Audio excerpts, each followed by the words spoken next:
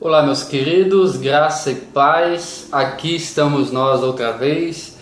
Eu, Marcelo Lemos, presbítero da Igreja Anglicana Reformada e editor também do blog Olhar Reformado, para mais um vídeo. Eu quero aproveitar esse início de 2014 para falar com vocês acerca de alguns dos livros que eu li no ano que passou, 2013.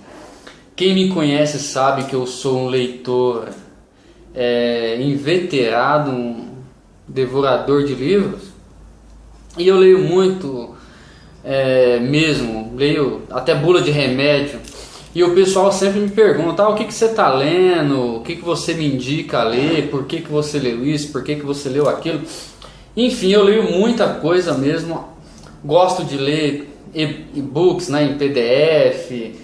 Eu vivo praticamente todos os dias visitando os sebos que tem no Centro Velho de São Paulo. Enfim, eu sou um grande amante dos livros e eu acredito numa frase que eu li quando eu tinha uns 12 anos na Biblioteca Monteiro Lobato em São Bernardo do Campo, que é onde eu nasci e fui criado até os meus 18 anos. Dizia assim, uma pessoa que lê vale mais. Não é que vale mais dinheiro, mas tem mais cultura, tem mais conhecimento, tem mais facilidade para escrever, para falar, enfim, se adquire uma cultura melhor, e isso é muito importante na vida da gente, até enquanto pessoa, nem só para você ter uma carreira, enfim, você como pessoa, você se sente bem, você conhecer melhor o mundo, conhecer as correntes de pensamento e assim por diante. Eu recomendo muito que você adquira o hábito da leitura.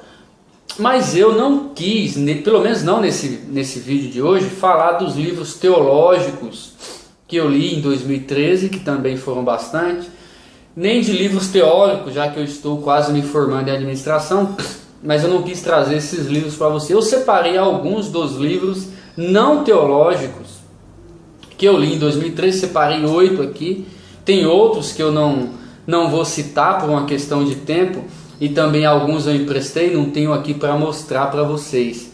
Por exemplo, eu li o Guia Politicamente Incorreto da História do Brasil, o Guia Politicamente Incorreto da História do Mundo, mas eu não tenho eles aqui para mostrar para vocês. Gostaria de mostrar, mas não tenho. Então eu vou ficar com alguns que eu tenho aqui e separei para vocês, tá certo? Uma coisa interessante que as pessoas às vezes se surpreendem quando eu falo, mas que eu vivo e não vou esconder isso de vocês, é que eu não vivo apenas de literatura cristã, eu não vivo apenas de leituras de livros teológicos, de grandes reformados, de grandes teólogos que eu admiro nos batistas, nos pentecostais, nos anglicanos. Eu leio tudo isso, mas eu gosto muito de ler romance, como eu trouxe aqui, gosto muito de ler crônicas, gosto muito de ler jornal. Eu acredito que como pastor, como uma pessoa que lida com gente, você conhecer um pouco da natureza humana, das contradições humanas através da arte, através da literatura, é muito importante para nós. É muito interessante, é muito enriquecedor, e eu recomendo que você leia várias coisas também. É claro, você precisa ter uma cosmovisão cristã na sua cabeça muito bem definida, você precisa ter uma fé em Cristo bem definida, mas você tem a sua base, você pode ler e reter o bem que tem naquilo que você está lendo e rejeitar aquilo que de repente não serve para você, não te agrada ou que fira algum princípio do Evangelho. Tá certo? Então não estranhe que nenhum desses livros aqui é necessariamente cristão ou teológico. Eu vou comentar com vocês alguns dos livros que eu li de forma rápida, breve, apenas para você que tem aí curiosidades, que sempre me pergunta o que eu estou lendo, o que eu li, para matar essa curiosidade e para indicar leituras que eu acredito que são interessantes. Eu quero começar com esse livro aqui fantástico, de Émile Zola, que é um livro chamado Germinal. Tem até um filme que foi filmado baseado nesse livro aqui. Essa edição da editora Martin Claret, que eu gosto muito por causa do preço, Eles fazem umas edições assim de texto integral, porque eu detesto, confesso com vocês, eu detesto ler aqueles livrinhos que são resumo, são adaptações, condensações do texto original. Tem que ler assim, ó, o texto integral, né? Então esse livro aqui é de Émile Zola, que é um autor naturalista, né? Um fundador e principal autor do naturalismo, a escola literária, e ele escreveu esse livrinho, esse livraço aqui, que é Germinal. Esse livro ele conta a história de mineradores de carvão, né? E essa comunidade, fala a vida da história de uma comunidade de mineiros. É uma vida de um povo sofrido, uma comunidade extremamente trabalhadora, mas que sofre, padece com fome, com desprezo social, com preconceito, com a imoralidade, com a falta de dinheiro, com a falta até de alimento, de saúde, enfim. É terrível, a história que passa aqui é terrível, é muito próprio dos naturalistas, né? Aliás, eu acho que a escola naturalista é uma grande fraude, né? Porque, por exemplo, eu que nasci numa favela, hoje não fiquei rico e provavelmente não vou ser rico nunca, mas eu nasci numa favela, não tinha nada, enfim, e hoje, graças a Deus, estou no curso superior e para mim isso é natural também, é natural para tanta gente que chegou até muito mais longe. Mas o naturalismo, ele tem essa visão pessimista das coisas, e eles querem mostrar a realidade. Para mim é uma realidade, tipo assim, seccionada. O cara escolheu uma parte da realidade e transformou aquilo na realidade. Então, esse nome naturalismo para mim é meio que uma fraude. Mas eu recomendo muito esse livro, cara. Esse livro é fantástico. E o que eu gostei nesse autor é que ele mostra o lado do proletário, e ele mostrou também o lado da burguesia, o cara que é o dono dos meios de produção. E você vê que tem demônios do lado de cá e tem demônios do lado de lá. Tem santos, entre aspas, do lado de cá e tem santos do lado de lá. E ele mostra também o grande perigo da ideologia, inclusive da ideologia comunista, que aqui é muito bem retratada e até elogiada, mas ele mostra assim, sabe, que nem tudo é exatamente como certos ideólogos, como certos políticos da esquerda querem nos fazer. Mas não é um livro, eu não entendo ele como um livro esquerdista,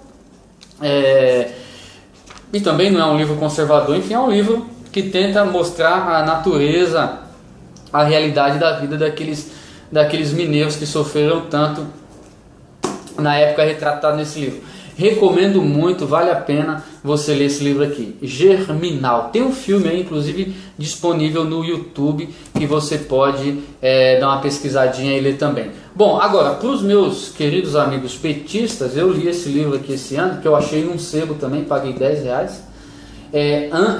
Lula é Minha Anta, de um cara que escrevia na Veja, que é o Diogo Mainardi. Então é um livro que conta a história aí dos 8 anos. A história não, são crônicas sobre episódios, especialmente episódios de corrupção no governo Lula. E que é interessante, Lula é Minha Anta, desse cara aqui, são artigos que foram publicados na editora Veja. Eu recomendo muito você ler esse livro. Eu estou querendo ler um livro aí do delegado Romeu Tuma, que foi lançado recentemente. Os direitistas atacando aí a galera da esquerda, vale a pena você ler. Se você quiser, pode ler a Privataria Tucana também, que eu li. São livros interessantes para você ficar por dentro aí do que está acontecendo no Brasil de hoje. Tem esse outro livro aqui, ó, Pais e Filhos, também editado pela Martin Clark, que é fantástico também. Esse livro, ele é escrito por um dos grandes romancistas russos, né? Da Rússia, e é um livro interessantíssimo que eu gostei pra caramba, porque o personagem principal é um jovem niilista, um camarada que não acredita mais na religião dos pais, um camarada que não acredita em Deus, na eternidade, na moralidade. Ele procura viver a sua vida baseado no niilismo, no prazer, e enfim, existe aqui toda uma cosmovisão niilista por trás desse livro. E o livro é fantástico para mostrar as contradições, as crises existenciais que essa pessoa que de repente confessa essa cosmovisão acaba passando. Você vê aí os neo-ateus na internet, são os super-heróis, os bambambãs. Lê um livro desse aqui, né, você vê uma história fantástica e muito interessante. Tem um livro muito parecido com esse aqui, que é um outro, eu ia falar dele depois, eu já vou puxar aqui, que já fala tudo de uma vez, que é esse cara aqui, é de Oscar Wilde, Retrato de Dorian Gray. Eu acredito que vocês já viram o filme, que também é muito bom. Esse livro aqui conta a história, é mais visual que esse aqui é mais literário, esse aqui é mais visual.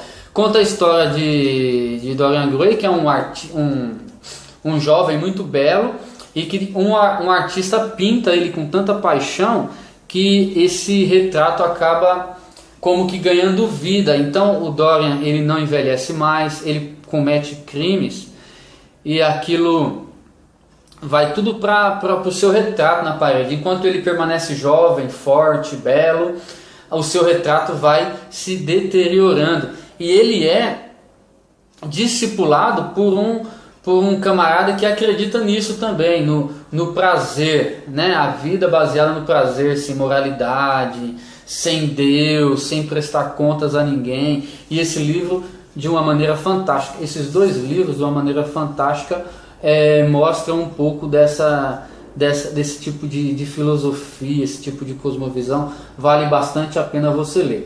É claro, cada um é de uma época, cada um é de um estilo literário diferente, mas eu li e gostei dos dois, recomendo que vocês leiam também. Tem um outro livro, talvez o melhor romance que eu li esse ano, que é de Leon Uris, Êxodo. Cara, esse livro deveria ser obrigatório ler, apesar que eu não sou muito a favor de obrigar as pessoas a fazerem nada, mas esse livro aqui é fantástico, você deveria ler. Olha, eu não sou sionista, na verdade eu sou contra o sionismo, mas esse livro é fantástico, mostra a luta do povo judeu para reconstruir a sua terra lá na Palestina. É fantástico, mostra a hipocrisia do Ocidente, a hipocrisia dos conservadores, a hipocrisia das esquerdas, mostra a hipocrisia do mundo inteiro contra Israel, contra o povo judeu, e de como eles foram verdadeiros heróis na reconstrução do seu povo. E eu estou dizendo isso mesmo sem ser sionista, hein? Presta atenção, eu não sou sionista, mas recomendo muito esse livro, vale a pena, é muito bem escrito, é um livro delicioso de ler, apesar de ser enorme, apesar de ser uma história antiga e de ser um clássico, é fantástico de ler, maravilhoso. Olha, recomendo muito que você leia. Deixa eu ver se eu acho o preço que eu paguei aqui, mas se eu não me engano foi R$10 e um sebo também. Tá meio sujo aqui, mas olha, valeu cada real dos 10 que eu paguei nesse livro aqui. Dá uma visita nos sebos aí, quem sabe você não encontra esse camaradinho aqui para você ler. Tem outro livro aqui, você deve saber quem é o Papa Francisco, né? Eu acho que o Papa Francisco leu esse livro, né? O Milagre de Lázaro, de Morris West. Esse Morris West também escreveu Advogado do Diabo e também escreveu As Sandálias do Pescador, que são vários livros que tratam a respeito do catolicismo. Morris era um autor católico, profundamente religioso, mas ele tece críticas interessantes contra o catolicismo romano. O melhor para mim é As Sandálias do Pescador, mas eu li esse livro, eu acho que há uns 15 dias atrás, e não me arrependo, um livro fantástico. Ele mostra a história de um papa que é bem conservador, que lembra Ratzinger, né? O camarada era prefeito lá da Congregação para a Doutrina da Fé, e ele é extremamente conservador e quer trazer a igreja para a Inquisição novamente. Ele exclui as pessoas que pensam diferente, etc, etc. E sem amor, hipócrita. Não estou dizendo que Ratzinger tenha sido hipócrita e sem amor, estou dizendo que, né, na visão popular lembra isso, né, a ideia que as pessoas têm. Então, de repente, ele precisa passar por uma experiência de ponte safena, nas mãos de um médico judeu e sionista. E aí ele renasce, por isso que fala o Milagre de Lázaro. Ele renasce um cara diferente, querendo renovar a igreja, fazer uma reforma na igreja. A igreja idealizada por ele que chega a ser quase meio anglicana em sua forma de governo, né? Que ele quer dividir a autoridade do Papa com os bispos. E você tem que ler para ver como termina a história desse cara, que não é muito diferente de como termina As Sandálias do Pescador. Vale muito a pena ler esse livro aqui. Você que é pastor, você que quer ser um líder de igreja, vale a pena você ler isso aqui.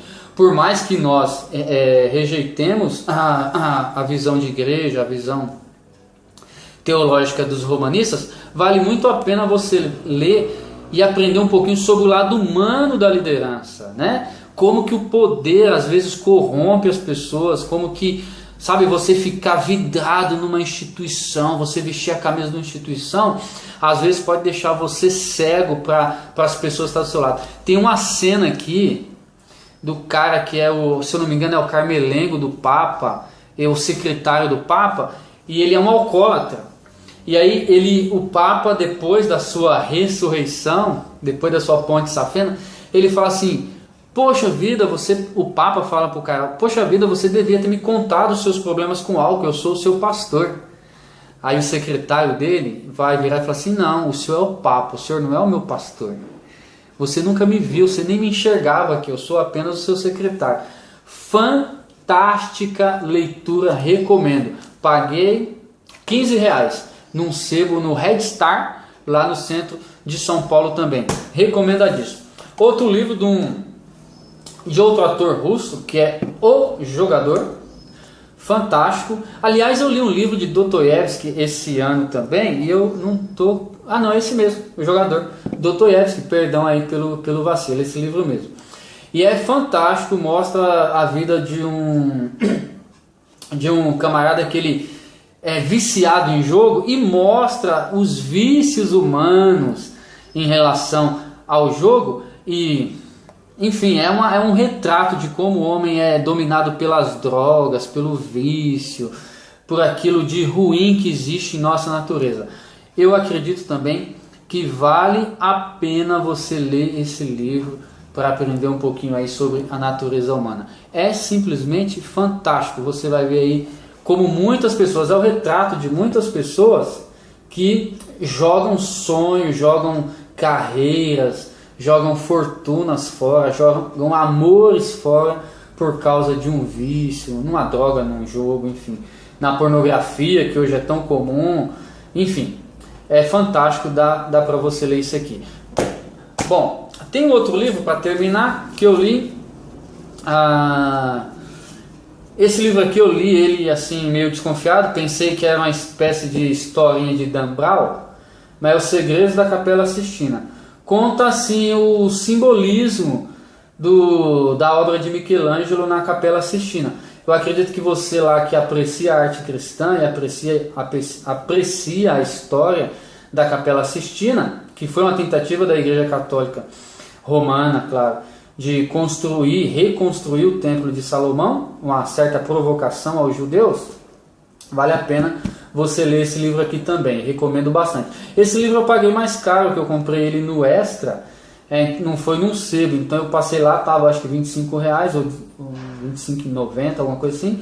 Peguei, coloquei no carrinho, trouxe, meio curioso para ver, e gostei bastante. É claro que a visão do autor sobre os significados dos símbolos lá de Michelangelo. Você deve, tem obrigação, claro, depois de ler um livro como esse, pesquisar outras versões sobre essa mesma simbologia. Mas a história contada nesse livro é baseada em pesquisa e vale muito a pena para você que gosta de arte cristã, de arquitetura cristã também. Vale muito a pena, tá certo? Então, esses 8 livros que eu separei para mostrar para vocês do que eu li em 2013 e espero aí que Deus me dê saúde, me dê condições para ler obras até melhores do que essa. E no próximo vídeo, quem sabe, eu fale com vocês a respeito de livros teológicos que eu também me dei ao prazer de ler em 2013. Se você também quiser, pode colocar embaixo os livros que você leu, pode mandar indicações para a gente, questões, perguntas, fique à vontade para sugerir um tema para os nossos próximos vídeos e encontros. Um forte abraço e fique com Deus.